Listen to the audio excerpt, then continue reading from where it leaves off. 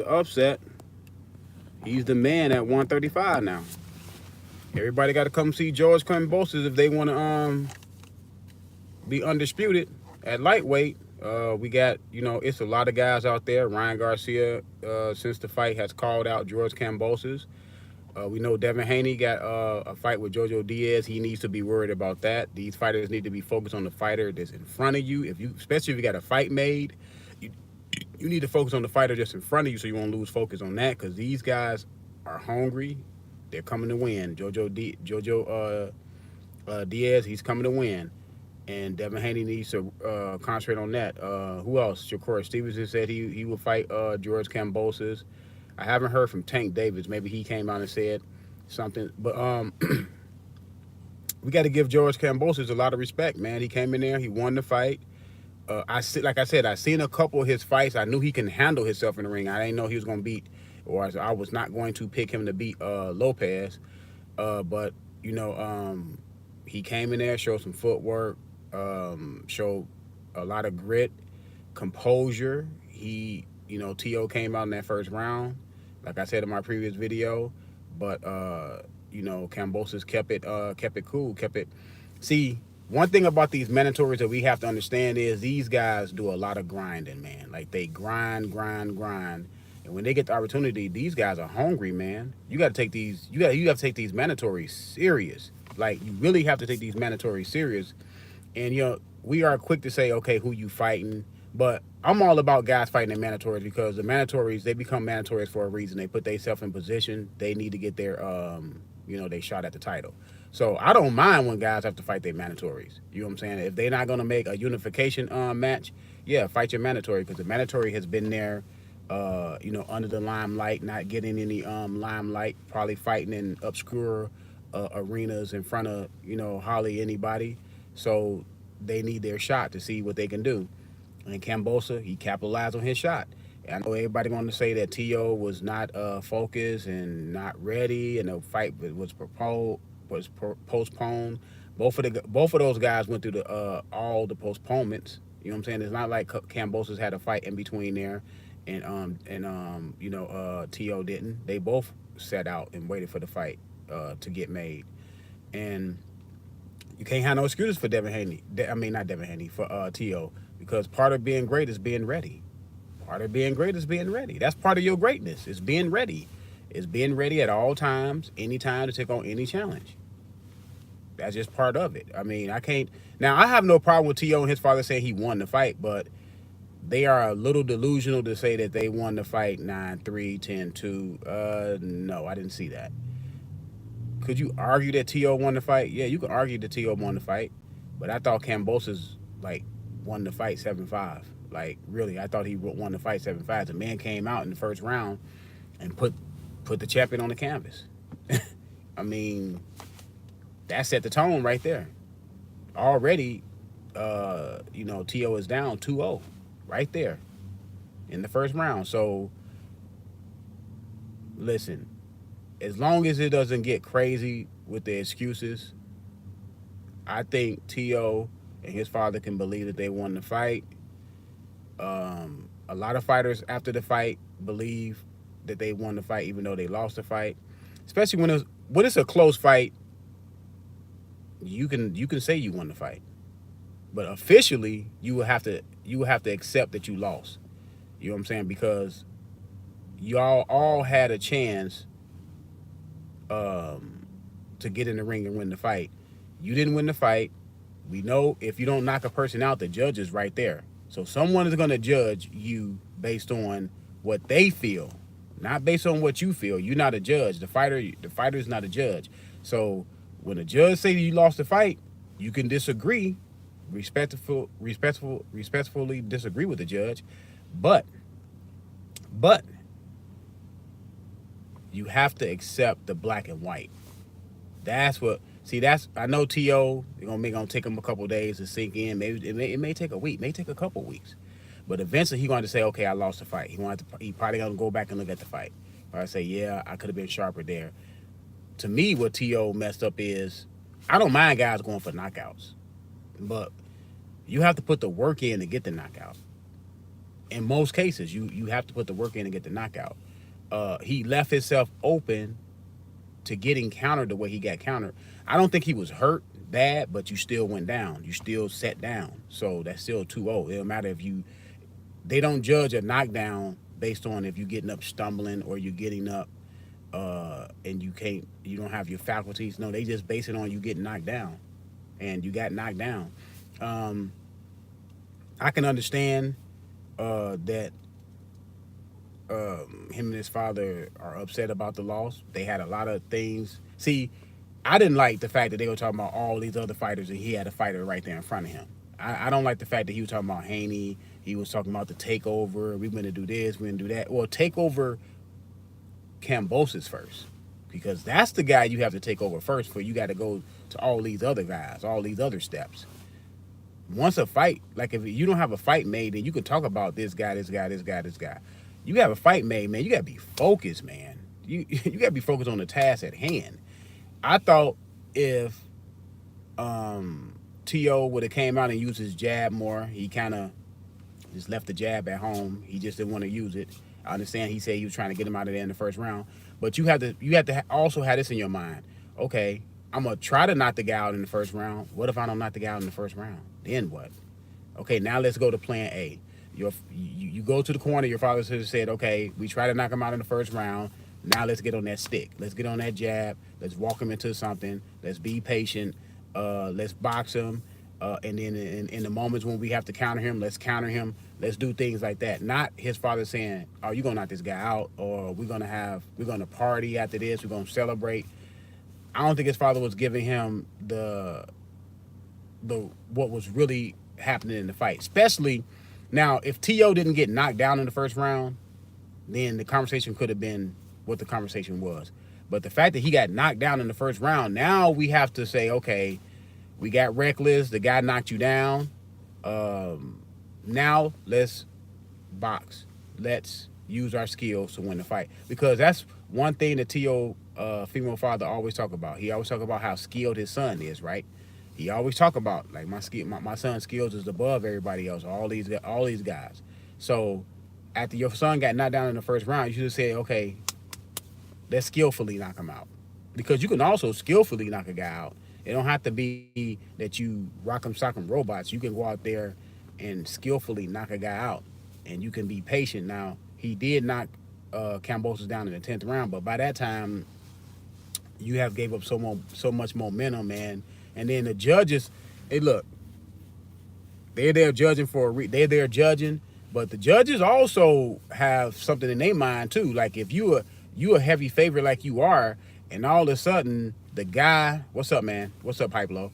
All of a sudden, in Zone, what's up? All of a sudden, the guy that's the underdog doing well, you got a problem, because the judges are looking at it like this. This guy's a heavy favorite, but oh my God, this guy knocked him down in the first round. Now the tone is set. It's in the judge's mind that, man, the favorite is getting handled right here. And they start giving round after round to the to the goddamn underdog. You have to virtually knock this guy out now, because you have already set a bad tone. And listen, like I said, I have no problem with guys saying I'm gonna knock somebody out. If you don't get the knockout in the round that you predict, you gotta have something else. You gotta almost kind of like recharge yourself to doing something else. You know what I'm saying? You have to say, okay, I'll try to say it in your mind. Look, I tried to knock the guy out. He didn't go the way I thought he was gonna go. I couldn't push him over like I thought I was gonna be a pushover on him. And now I have to use my skills, because that's what my father said. My father said I got better skills than anybody. And I believe T.O. is a skillful fighter. He's a good fighter, but he's an emotional guy too. If you look at T.O., his emotions go up and down. You know what I'm saying? That's why guys like that, even as talented as he is, things have to be going his way for him to stay at this high that he put himself on, this pedestal that he put himself on. As soon as he started hitting some adversity. Now in the Nakatani fight, he he did have some adversity. Nakatani was hard to get to. He was long, tall. I see T.O. have problems with, a guy, even, well, not all tall guys he may not have problems with, but Nakatani he had problems with. And that was some adversity. He came through that adversity. So I'm not going to say that he can't come through it, adversity. What I'm saying is his emotions are like too far up and down for me. It's like, now, would this loss make him go down in the cellar? Would he be so far down that he can't come back in time, or he can't come back as a promising fighter that people thought he was going to be? I don't know. Was the Lomachenko, did they put everything into the Lomachenko fight? Did they put all their ducks and emotions into the Lomachenko fight, and they beat Lomachenko? Now it's like, what's next? Was Lomachenko the Super Bowl, and now you having the Super Bowl hangover? I don't know. With winning the Lomachenko fight came success. Did T.O. handle success properly? I can't say T.O. and his father is any different from when they beat Lomachenko, from when they didn't beat Lomachenko, because they were loud and boisterous before they beat Lomachenko. So I can't say anything changed there. I think what changed is probably the focus. I think the focus changed. I think that he was highly focused on beating Lomachenko, and Lomachenko, he was, chasing Lomachenko, as he say. And Lomachenko said, well, go get a title. He went to go get a title. He beat Richard Comey, and Lomachenko was like, if you beat Richard Comey, then we can have a fight. He did that in dramatic fashion and great fashion, and he beat Lomachenko. So was that the culmination of him and his father's dream? Did they not have as focus on the next after they get the title? Was it all about just being undisputed instead of doing some thoughts on Brook and Khan versus Khan? That fight is so much past me. That's like 5 and 6 years. That fight should have happened 5-6 years ago. I guess it's gonna be a good fight. Both guys are kind of worn and torn. I can't say Khan is more worn and torn than Brook, because Brook got too much messed up eyes. So I guess it's gonna be a good domestic fight.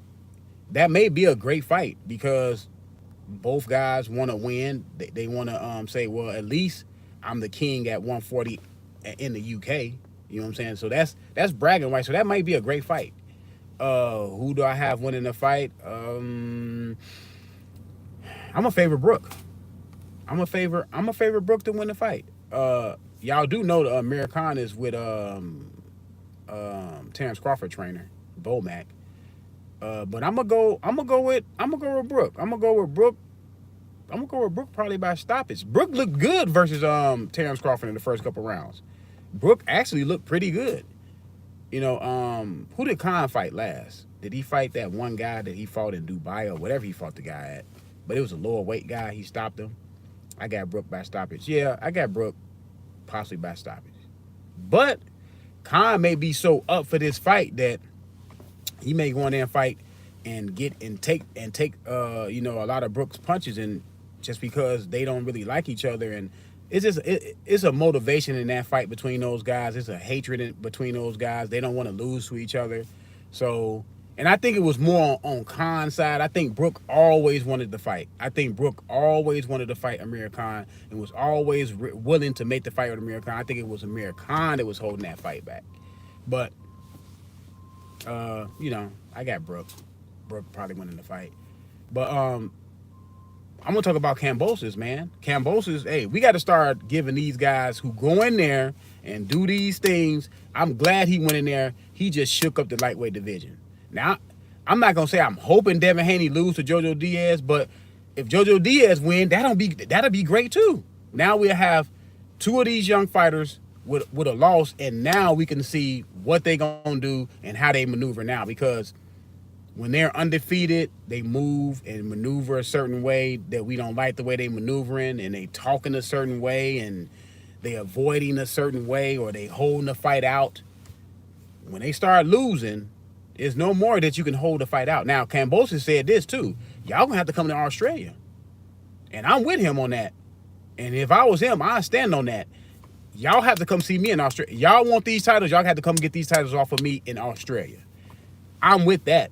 Because American fighters can't always be comfortable all the time. Y'all can't always want to fight in America. Y'all have to go abroad and fight abroad too, because that's part of your greatness too. Being able to get out your comfort zone, being able to go somewhere and beat a guy in his backyard. Tyson Fury came here and beat Deontay Wilder twice in his backyard. Earl Spence went to the UK and beat Brook in his backyard. Terence Crawford went to the UK and beat what's the guy name, man? He had about at least 5 title defenses with that title, with that WBO title. I'll get his name in a minute. But yeah, he went there and beat the guy. So what? I remember Tim Bradley going over there and winning the fight. So look, that's part of your greatness, man, being able to travel. That a lot of people had problems with Andre Ward in the Super 6 that all his fights was in his hometown. So go abroad, man. If you say that you the best and you can beat somebody, it doesn't matter where the fight is at. The fight can be in space. The fight can be underneath the ocean, in the deepest part of it. It can be wherever, on the cliff. If you say you the best, then you're gonna be the guy no matter where. No matter where. And that's gonna test your mental too, because Devin Haney only gonna have his corner and the people he travel with. There's gonna be room for him. If Devin Haney fight that fight against Kambosos, if he beat Jojo Diaz, and he had to fight with any one of them, y'all only gonna have the people y'all take with y'all on the plane, and that's it. And all those fans are gonna be there, rightfully so, for Kambosos, because he earned it. He went in there. He beat a top guy. He beat a guy that's on the pound for pound list. That we can argue whether he's undisputed or whatever. We know that Lomachenko was granted the franchise championship, and Devin Haney was given the regular WBC title. It just it's a lot of these sanctioning bodies, they mess up this whole belt thing to try to figure out who's what and who's not, because like the WBA got super champions too. So, and I believe Tank Davis is holding the regular. Is he holding the regular or the super? I think he's holding the regular WBA championship at 140. But Josh Taylor is undisputed. See, it's murky waters, whatever. But I just think Kambosos should be getting more coverage. People should start talking about this, man. I'm not going to talk about Teofimo Lopez like I talk about Kambosos, because Teofimo Lopez lost. He lost to Kambosos. Now, I'm not writing off Teofimo Lopez either. I'm not going to be like these guys out here saying, oh, he's overrated, or he's nothing, or he's never been nothing. No, he beat Lomachenko. He beat Richard Comey. He beat Nakatani. So he did beat some people to make himself credible. Teofimo Lopez is a credible fighter because he did beat credible fighters. That's how you become a credible fighter. And he's arguably undisputed. Was undisputed. So he made himself relevant, and his relevancy came with fighting guys and beating relevant opponents. I believe, if I'm not mistaken, Nakatani undefeated when he fought Teofimo Lopez? If I'm not mistaken, I think Nakatani was undefeated when he fought Lopez. But nevertheless, Teofimo Lopez, he may not be done. Let's see what he's gonna do. He's earned the right to see what he's gonna do in this next fight, or what he's gonna do with his career moving forward. Guys have lost. Bernard Hopkins lost his first fight.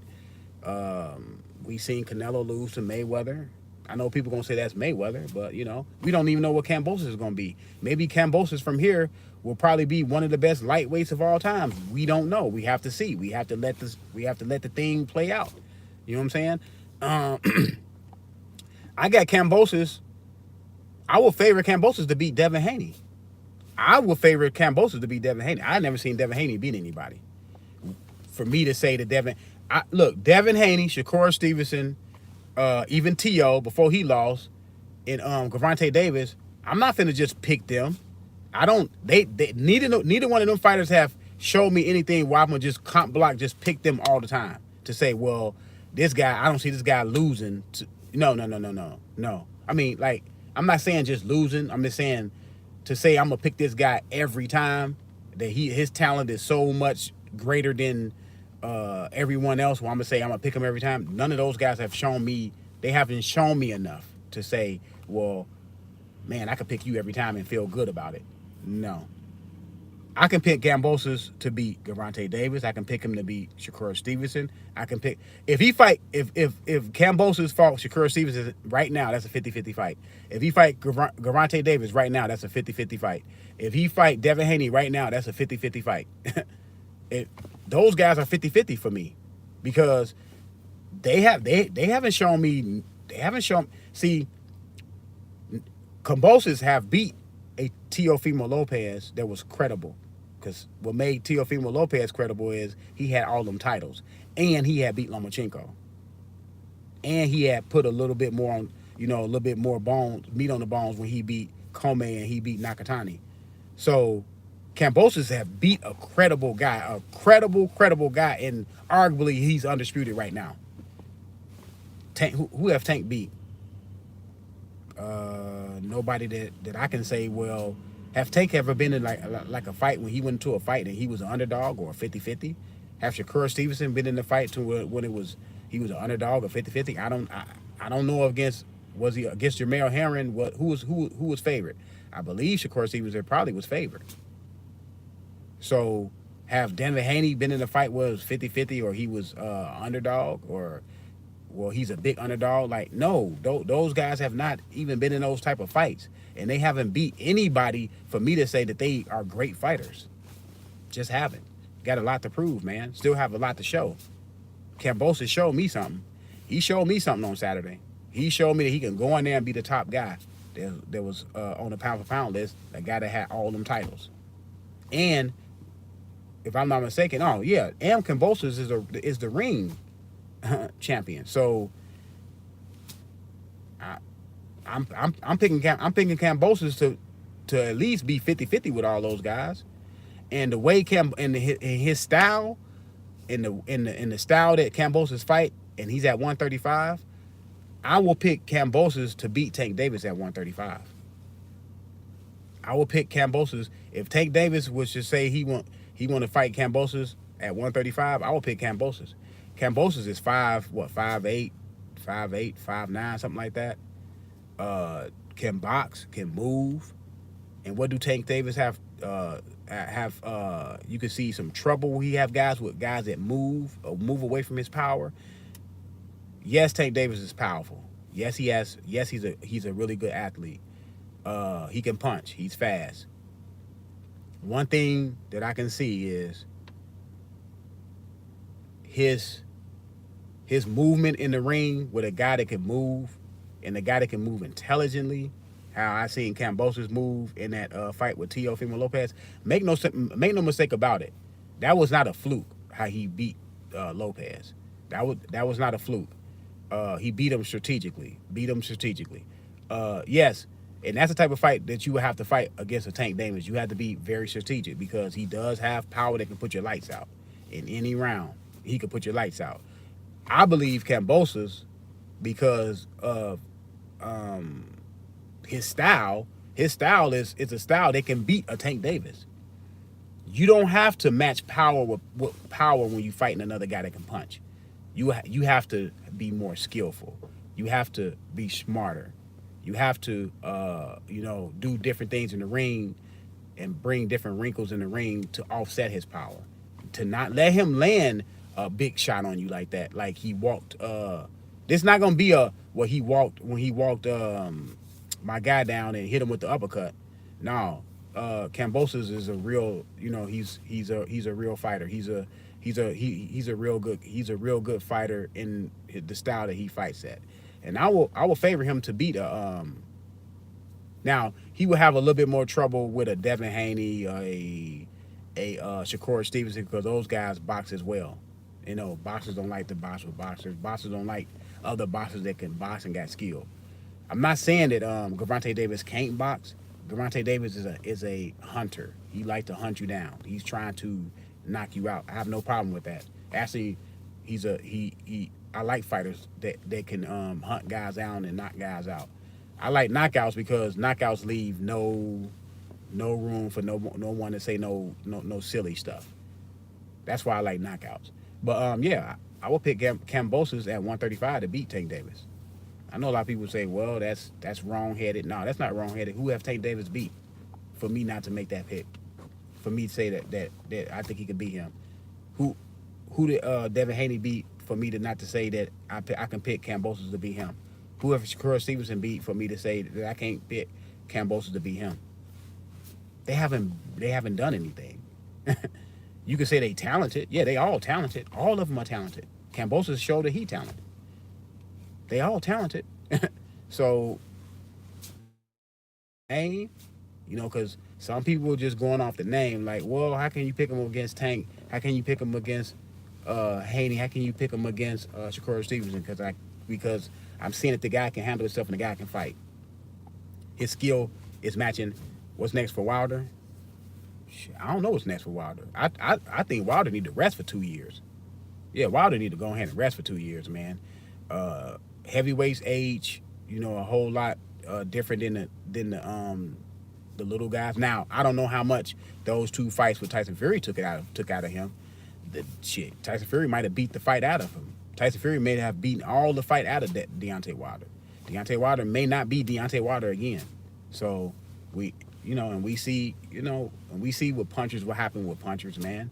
Once the egg get cracked, everybody come for your head. People don't have the same level of fear that they had before your egg got cracked.